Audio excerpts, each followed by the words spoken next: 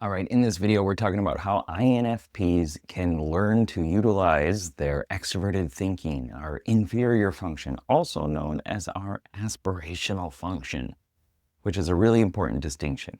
Because if we continue to think about it as just something that's going to pull ourselves back or something that we have an inferiority complex around, then we're not going to be able to succeed. But if we look at it as something that we are aspiring to bring into our life, that we know if we just had a little bit more control and organization, ability to delegate out tasks, ability to track and manage things, then our lives would be better. Well, in this video, again, we're going through Dr. Dario Nardi's book, Decode Your Personality, Go Beyond Myers-Briggs with 64 Brain-Based Subtypes, and his specific advice for INFPs on how we can pursue our aspirations. So I'm going to read and then talk about it. Pursue your aspirations. Like all types, INFPs trust and prioritize their heroic strengths. At the same time, they also seek ways to express their opposite. This opposite acts as a bridge to the unconscious, a realm where potential and vulnerability reside. Thus, their opposite is a doorway to growth. I often remind myself that the things that I'm afraid of doing or uncomfortable doing are usually the things that are actually gatekeeping me from more success. If I'm afraid of going to talk to new people, for example, then once I learn how to do that, my life is probably going to improve. If I'm uncomfortable with tracking metrics for my business, well, it's probably something that I should learn how to do, at least enough to get to the point where I can delegate it out, at least enough that I can manage that so that I can stop having all this negative baggage around extroverted thinking stuff, management, resource tracking, things like that, and lean into my strengths. If any of us are just focused on what we don't want to do, where we don't want to go, what we don't want in our lives, then we're going to get more of that. So if it keeps coming up, then it's likely a theme that, okay, I need to learn a lesson here. Once I learn that, then I can move on with my life. So he's got this little box here that talks about timely building, his name for extroverted thinking. I call it the strategizing commander, as a part of yourself, one of the members within the fellowship of your mind, because I personify everything and I think about these parts of myself, right? And as an INFP, you probably do too. So, timely building, measure and construct for progress. Extroverted thinking, TE. Basic use, follow steps, points, and timetables. When my wife asks me to help her cook something, I'm always specifically asking how much, for how long, let me measure this out, because I don't want to make any mistakes, because I get a bit overwhelmed with it. I can generally appreciate it. Advanced use, create structure, reason by measures and evidence, and implement complex plans. This is where everything goes foobar. I can imagine a structure, don't really create it, or maybe I can create it but not follow it. Reasoning by measures and evidence, not so much. Usually when too many numbers or statistics or something like that comes in, then I just get a bit overwhelmed with it. Now I've improved on it, but it's still not my go-to, right? It's not my biggest strength. And implementing complex plans, not so much. Once too many different plans are mixed in there and like I have to pay attention to all these different things, or there are a bunch of different goals or tasks that I have to do, I tend to either check out, get a little bit flustered, or if it's important enough, then I'll find a way of doing it. And I'll say, okay, this stuff doesn't matter right now. This matters right now. I'll focus on this, work through that step by step, methodically as much as possible, and then move on to the next thing. But there's usually a time where I'm like, I don't want to do this. And that's often the inferiority complex around extroverted thinking. But let's look at aspirational use. How can INFPs bring in extroverted thinking and make it something that's important to us and something that fuels our passions? Yearn to channel their deeply felt emotions and convictions into a productive life. Establish a nonprofit. Design a set of tools or methods or a platform. Follow a strict training regime. Or manage an effective business venture. Aims that align with their values. Enjoy producing creative compositions, art, music, etc., to put out in the world. Love to see objective validation, such as scientific measures. Harbor a hidden drive for effective organization, objective structure, and impactful execution. Can occasionally become overly critical, fixated on success metrics, or subtly controlling. Okay, so now let's break this down. Let's go into it. Yearn to channel their deeply felt emotions and convictions into a productive life. One of the most often comments that I get is like, how do I be productive? How do I stay motivated? And a lot of that comes with INFPs not knowing what their purpose is, or like, I want to do this thing, but I don't know how to do it. I don't even know where to start. And they might feel convicted about it, like this is really important, but not know how to focus on that. Instead of leaning into the explorer, extroverted intuition too much and just pinging around all sorts of different hobbies and interests and passions. It's like, how do I just follow my soul, introverted feeling? How do I follow my conscience, my values, my identity, what's really important to me? And in order to do that, we do need to bring in the commander. We need to bring in extroverted thinking. Establish a nonprofit, design a set of tools or methods or a platform, follow a strict training regime, or manage an effective business venture. Aims that align with their values. So the Myers-Briggs type indicator came from Isabel Myers, who is an INFP. And what I'm doing as well is a form of what she did, which is templatizing self-understanding.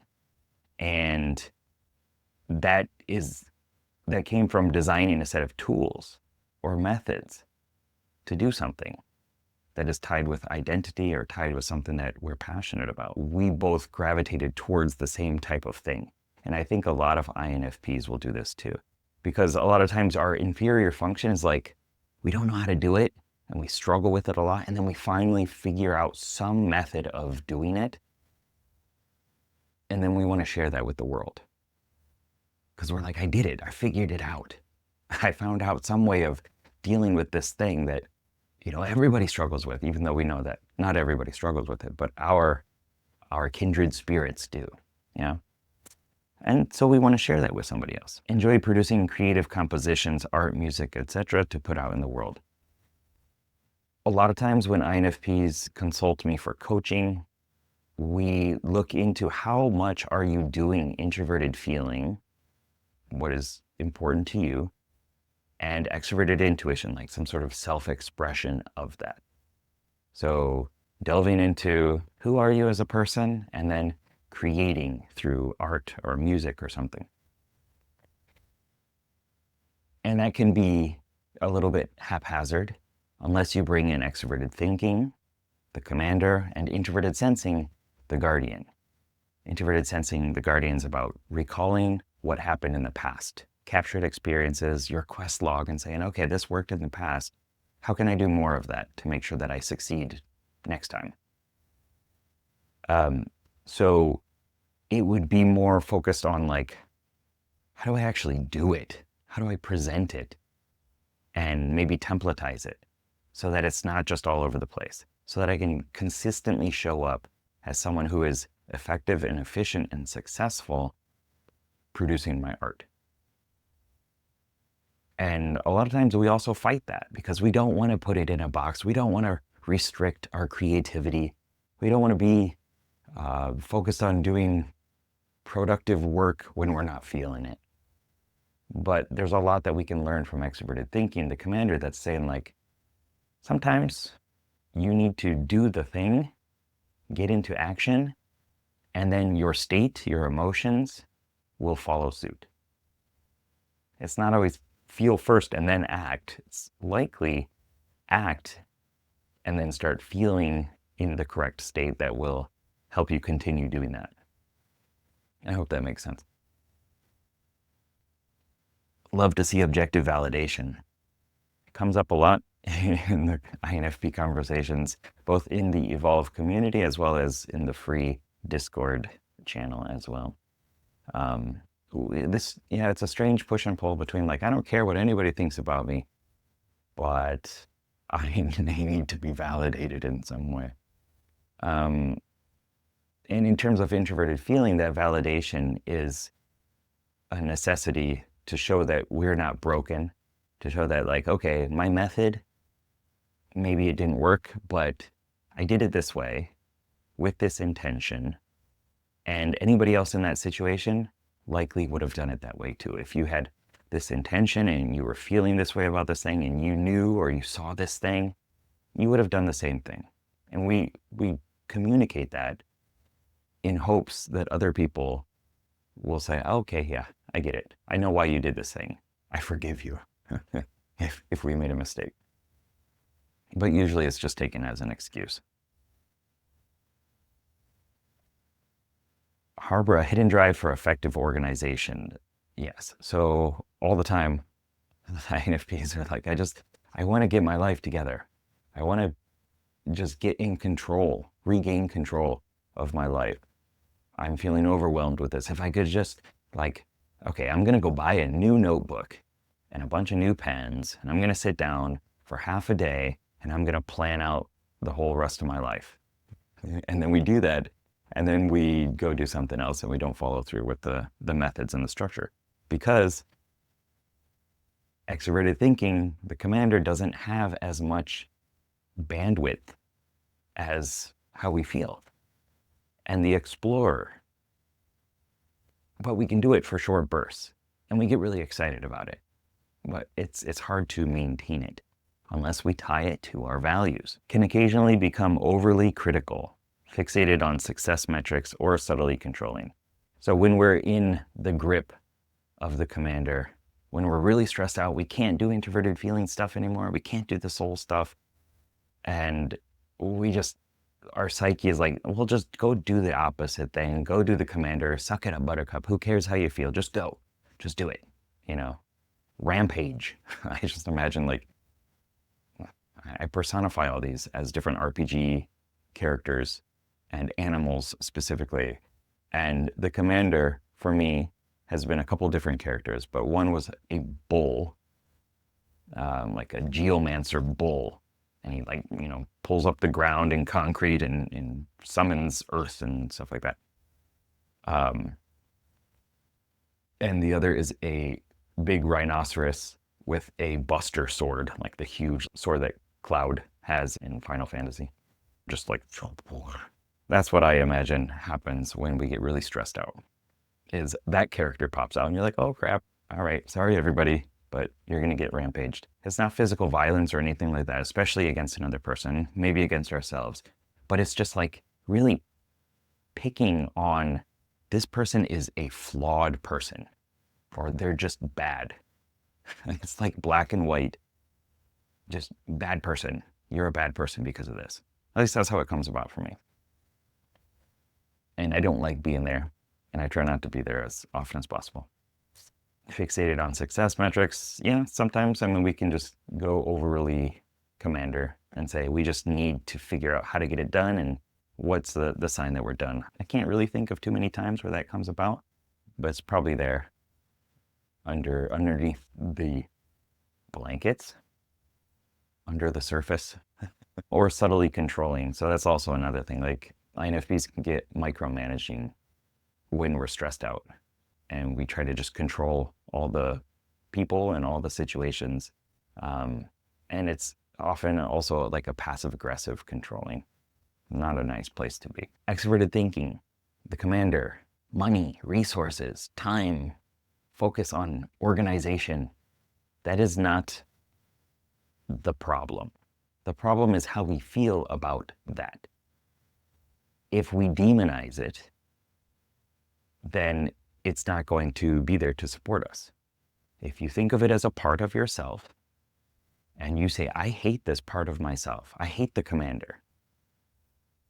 Or I hate the soul. I hate this weak, vulnerable, squishy part that's emotional. If you do that to any of your parts, they're not going to want to work with you. Just like if you were to treat a real person like that, which you would never do unless in an extreme time of grip and stress, but probably not even then. If you treated real people like that, they would not want to work with you. They would not want to support you. They would not want to help you. Your parts do the same thing. Look into parts work therapy, CBT, any of that stuff. NLP has a lot of parts work in it too. I'm just going to throw out a bunch of more alphabet letters. This is something that I often work with clients with as well, and it's the whole basis of the Path of Heroes Academy, which is personify these parts of yourself, these cognitive functions, and other parts too, and work with them. Care for them. Teach them the lesson. Say, okay, I know you're trying to do this and it's not working out, so let's improve our strategy. What can we do to make it better? And your life improves because you're not demonizing these parts of yourself. You're appreciating them for being there, for playing some sort of role, and you're re-educating your entire system so that you can work together and you can have all of your focus, all of your energy going in one direction instead of diffused all over the place. If you want to join a bunch of other INFPs, I got like 5,000 people in the email list right now. You can go to geekpsychology.com and sign up there. I send an email every week. And also, if you want to go even further, you can join the Evolve community. We got a lot of INFPs in there too, as well as friends of INFPs who want to improve their lives a bit more systematically and using personality type. So hope to see you inside.